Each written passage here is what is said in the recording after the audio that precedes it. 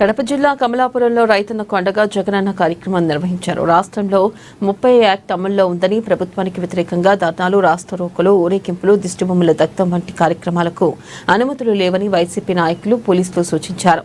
ఇక వైసీపీ రాష్ట్ర కార్యక్రమం అని కొద్ది దూరమైన ర్యాలీకి అనుమతి ఇవ్వాలని కోరారు. ప్రజల సమస్యలను అధికారులకు వివరిస్తూ వినతి పత్రం అందించవచ్చని పోలీసులు వివరించారు.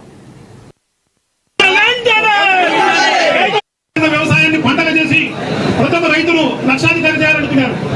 ఆ లక్షాధికారి చేసిన రైతులు జగన్మోహన్ రెడ్డి గారు రాజు చేయాలనుకున్నారు.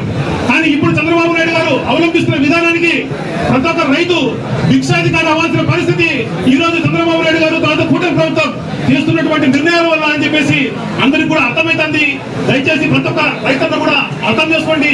మీకోసం పాటుపడ్డ వారు ఎవరు, కూటమి ప్రభుత్వ నిర్ణయాలతో మేము వ్యవసాయాన్ని పాడు చేస్తున్న వారు ఎవరు అని చెప్పేసి ప్రతి ఒక్క రైతులను కూడా గమనించాలని కోరుతున్నాం. ఖచ్చితంగా ప్రతి రైతు సోదరుడికి వైఎస్ఆర్సీపీ పార్టీ తోడుగా ఉంటుంది. ఎంతవరకైనా కానీ వాళ్ళను ముందుకు తీసుకెళ్తాని అని చెప్పి తెలియజేసుకుంటూ, ఇప్పుడు కూడా నిరసన కార్యక్రమం ర్యాలీ, శాంతియుత ర్యాలీ చేసుకుంటే పోలీసు వారు ప్రతి ఒక్క కార్యకర్తకు, ప్రతి ఒక్క లీడర్కు వైఎస్ఆర్సీపీ పార్టీ వారికి తప్పకుండా జరుగుతుంది. ప్రజల్లో కూడా అంత చైతన్యం పెద్దగా ఈ రోజు చూడండి, కొన్ని వేల మంది ఈ రోజు ఒక కమలాపురం నియోజకవర్గానికి రావడం జరిగింది. సో ఈ రకంగా రాష్ట్ర వ్యాపితంగా రైతులందరూ కూడా ఈ రోజు రోడ్లపైకి వచ్చిన పరిస్థితి మనం చూస్తున్నాం అని చెప్పేసి తెలియజేసుకుంటున్నాం.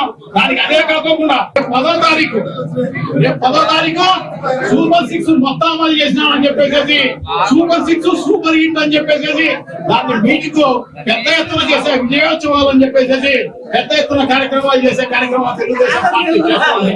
అందరికీ తెలుసు సూపర్ 6 లో ఎన్ని వచ్చినాయి ప్రజలకు అని చెప్పేసి అందరికీ తెలిసిన విషయమే. ఏది అలా కొరగా ఇచ్చి అవన్నీ కూడా పూర్తిగా ఇచ్చిన పరిస్థితి లేదు.